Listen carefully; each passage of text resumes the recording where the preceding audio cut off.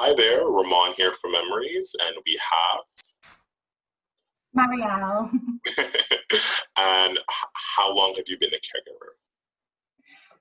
My dad was diagnosed with Alzheimer's 10 years ago now, so 10 years. Okay. And what was that experience like when you first got the diagnosis, or were there signs leading up to it, or like the early stages like for you? Yeah, so I was 14 at the time that my dad was diagnosed, and there had been a couple of years really where he was misdiagnosed, and he didn't get his diagnosis, and we knew something was wrong, but we didn't really know what. Or my mum certainly did. I think because I was so young, I hadn't picked up on it so much.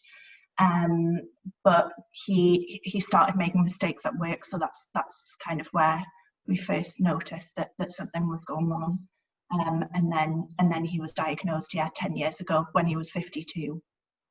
Wow, 14, you were 14 years old. That's Yeah. so young.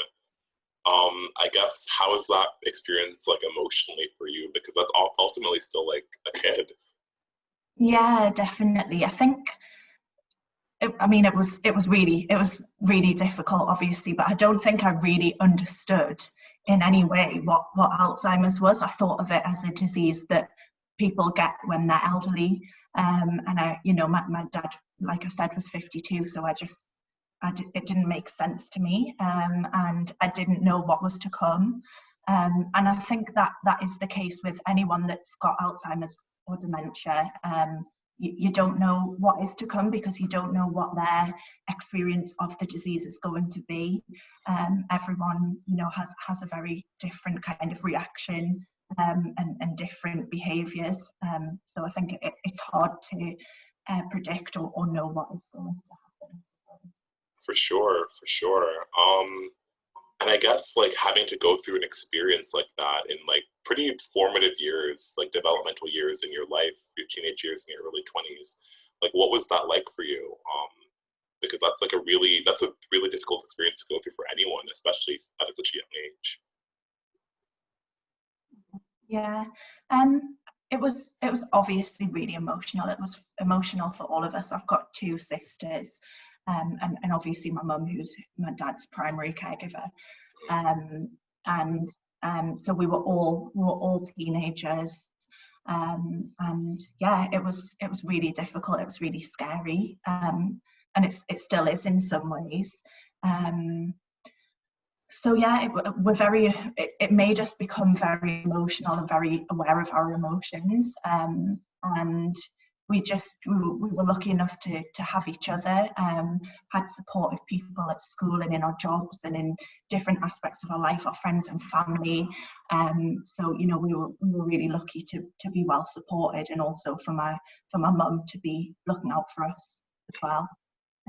Yeah. For sure. And I think support is kind of something I want to go into a little bit because I think it's so important as a caregiver that you kind of have that network. So I guess I kind of have two questions. Like, how has the relationship within your family changed since the diagnosis? And then what sort of supports do you have outside your family to help with what you're currently going through and have been going through? Well, I think my dad's diagnosis and the last 10 years and having to deal with that as a family has brought us really, really close. Like, me and my sisters and my mum, we're all really close because we see what each other are dealing with. Like, me and my sisters see what my mum is dealing with and have so much respect for her because she's managed to keep my dad at home by, giving up so many things for herself, and looking after him constantly and doing, so much for him on an everyday basis. So we're so grateful to her, and she's so grateful to have us to come. We all kind of try and change the weekends that we go and spend time with my dad. And during the last few weeks while we've been working, or the last few months while we've been working from home, we've been able to spend a lot of time at home when other carers can't come in the home. And I know that my mum's kind of really grateful to us for doing that. So I think it's brought us incredibly close and really made us value each other and care about bigger things in life, I suppose. For sure, for sure. And I guess, what are there any additional supports outside of your immediate family? What does that situation look like for your family? Yeah, absolutely. So I think one brilliant thing that my mum and dad do, they are part of they work with a charity, I suppose. They have what's called the Rugby Dementia Group. So it's a dementia group in their area of other people that have been diagnosed with dementia and their caregivers. And they have a really supportive team of people there. They go on trips together and have like weekly meetings and singing classes and things like that, loads of nice activities. So that I think that's really good to have that community. And yeah, that's really invaluable. And then also my dad does have some carers that come in. He goes to a lovely care home called Elmhurst that he spends like a day or 2 days a week in. Obviously none of this is happening at the moment because of the pandemic, but he had that, which was another kind of amazing support, and meant that my mum, as his primary caregiver, had a bit of a break from things. So yeah, that's positive. For sure. As well. Well, I think that's great that you've been able to find this kind of network of resources to kind of alleviate some of the pressures from you, and especially your mom, for taking on so much of this.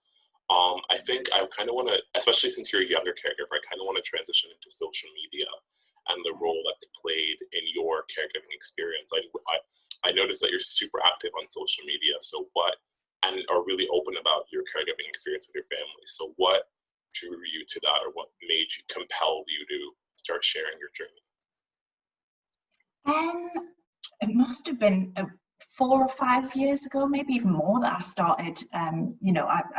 I call it an Instagram blog that I do, and I just had on my phone, I had so many videos and pictures and silly things that my dad was doing and saying that just brought me and anyone that I showed so much joy. And I just thought, really, I hadn't planned it. I just randomly one day just thought, I think people would love to see this. Like, I think it would be so nice to share what my dad is like. And really, at first, it was just intended for family and friends to be able to kind of keep up to date with what my dad was doing and the changes in his behaviour and the changes that he was going through and his experience with the disease.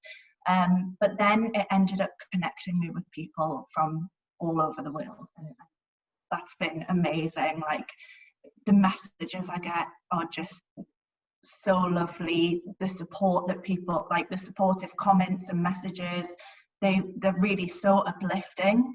And I think it's just, that there are things that I don't share on there, when we're going through the more difficult times, and dad getting upset and things like that. I wouldn't want to share that, because I think that's I'm trying to protect him, and I know that he would want people to see the moments where he's happy and he's smiling and he's joking around.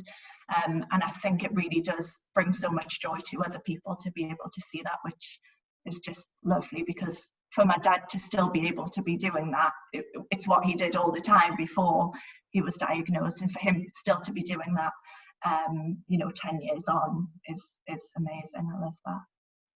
Well, that's awesome. I think it's really great that you've been able to take what's been like a really difficult experience for you and your family and turn it into something that can be a tool to help other people and lift them up.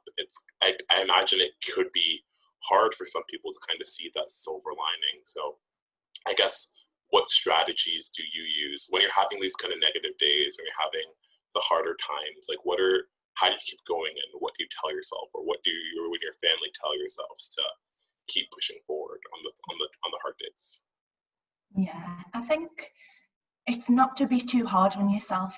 Some days you are going to lose your patience, some days are going to be more difficult, and you feel like, oh, I can't be bothered with this, or I really don't want to do this, or come on, can you hurry up, when he's walking slow and things like that. And that's okay. There's going to be moments like that. You have to, yeah, like I said, not be too hard on yourself. And also I think it's really important to ask for help when you need it. And I think people are very apprehensive to do that, and don't know the right way to do that, or feel guilty. And I think when you're in a difficult scenario, I think you have to reach out and ask for help when you need it, or you'll end up suffering and hurting yourself. And even if that's just a 20-minute phone call with a friend, or it's asking a neighbour to pop in for an hour when you want to get some things done and you don't have that, you need a break from that, giving that care. I think it is really important to admit it when you're struggling, so that the people around you can support you. For sure. I think that is something that we've heard a lot in these caregiver interviews, that caregiver guilt is a real thing, and you have to combat it by just reminding yourself that you're only going to be able to take care of your loved one if you're the best version of yourself. And in order to do that, you need to reach out for support and ask for help, and just make sure that you're practicing self-care. So I guess my next question to you would be, what are some strategies that you and your family use to practice self-care and make sure that you're doing okay from a mental health perspective? I'm trying to think, like, from my mum's perspective, given that she's a primary caregiver. I think she just loves it when the family are around, when family come around to pop in for an hour and have a chat with her, because my dad's speech is not there anymore, really. She some days she'll go all day without having a conversation, and just having a conversation every day, a small conversation, is the type of thing that's going to be really positive for her. So I think just having people around, chatting to people. Me and my sisters, we're very sociable. We love, whenever we go home, it's all surrounded by, all the events that we're doing are surrounded by food and having a nice drink and just having fun together. We're not kind of, I suppose my mum's got hobbies, so she'll read, she'll watch certain programs. She started gardening a lot this year, and her garden looks gorgeous. So that's nice. That's like therapeutic for her. And she does sewing, and she's handy with she's been sewing masks and stuff during the pandemic. So I think keeping herself busy and feeling like she's achieved something every day is really kind of important to her. But yeah, when we're all together, we just try and keep everyone's spirits up, keep dad happy, and spend time with each other, I suppose. For sure. And I think it's really admirable that you and your sisters have been able to play a really active role, even though you kind of identify as more secondary caregivers to your mom, who's the primary caregiver, right? And I think that is a trend that we see with a lot of quote unquote younger caregivers. So I guess for any younger caregivers who are watching, what are some strategies you use to still remain really present and really active and really available to your mom, even though you're a secondary caregiver? Yeah, I think something that's been really important for me is keeping in contact with, like letting my work know about the situation. My work have been amazing in terms of being really flexible with me if my mum's struggling and she needs a bit of time off, or she's having a bad day, and same with your friends. Maybe I'll have to cancel plans because I need to put my family first. So I think it's like preparing the other people and the other situations in your life for the fact that that's your priority, or that's something that is important to you. So yeah.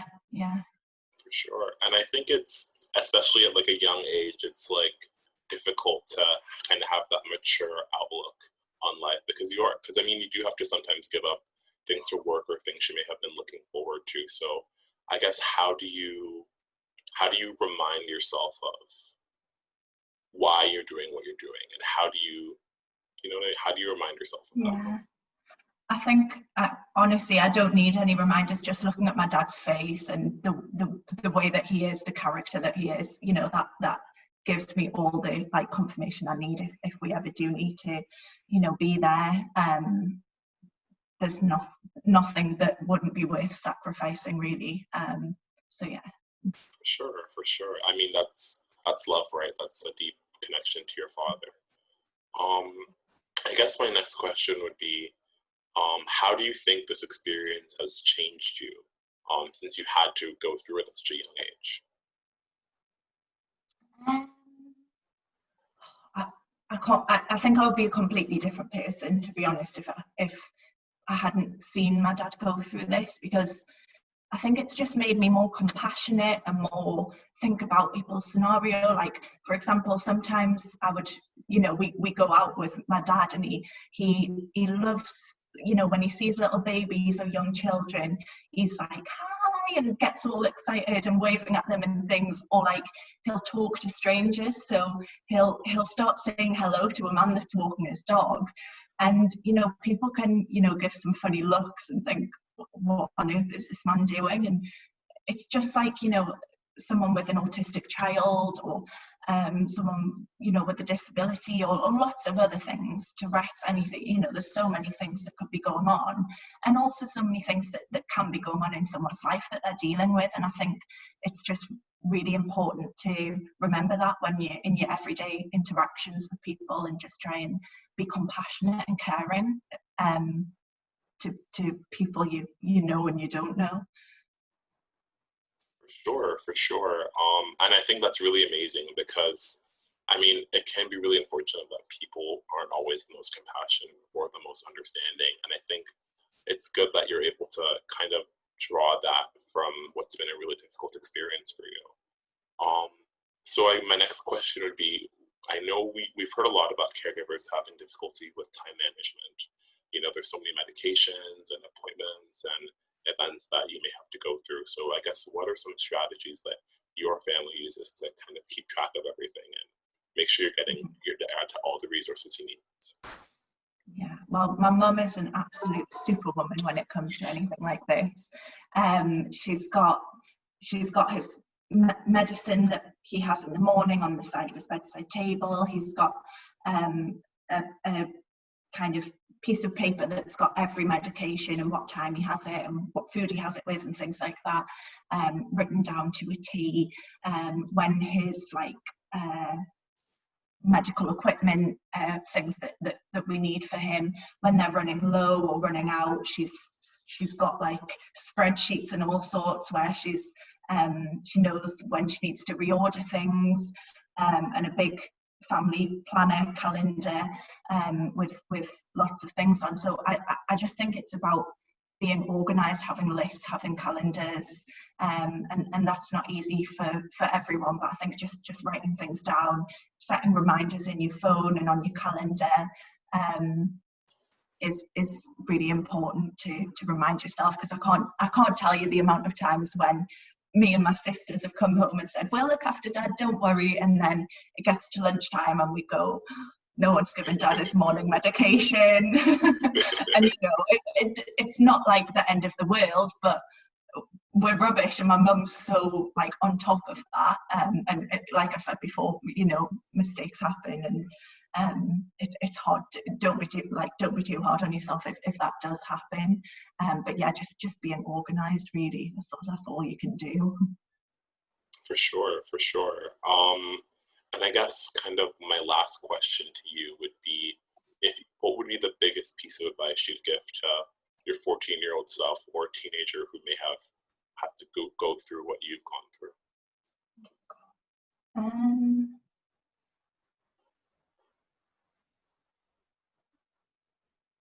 Just to take the good times, treasure the happy moments and the times when he's smiling, and just remember how important the people in your life are. Remember how much he loves you and how much you all love each other, and just to keep going, because with a disease like this, it doesn't get better in a way. Like, it doesn't get better, unfortunately, but you just have to take those little moments of happiness and of the funny things that happen. You just have to take them and treasure them, and remember those, and try to forget about the more difficult times. So yeah. For sure. And I think I kind of want to echo that, like, it can be really hard, especially as you said, like it oftentimes doesn't get better, but like treasuring those little moments and always trying to find the good or a positive outlook in the situation can really make the world of a difference. 100%, because if you're too negative about it, you're only going to put yourself down and reflect that when you're caregiving, and then that makes you all or both more miserable. So yeah, that's definitely really important. For sure. Well, thank you so much for sitting down with us today. We really appreciated hearing your perspective, and I know our followers or anyone watching would love to see more of you and your dad's journey. So where can they find you on Instagram? Thank you so much. Yeah, so if you're comfortable, you can go ahead and like mention your Instagram if you want them to check it out, or sorry, yeah, of course. So yeah, my Instagram is @endalzheimers_Ray. And yeah, my dad's Raymond, and have a look at all my pictures and videos of him, and I hope that he puts as much of a smile on your face as he does on ours. For sure, and I trust me, he will. Well, thank you again for sitting down with us today. No problem, thank you.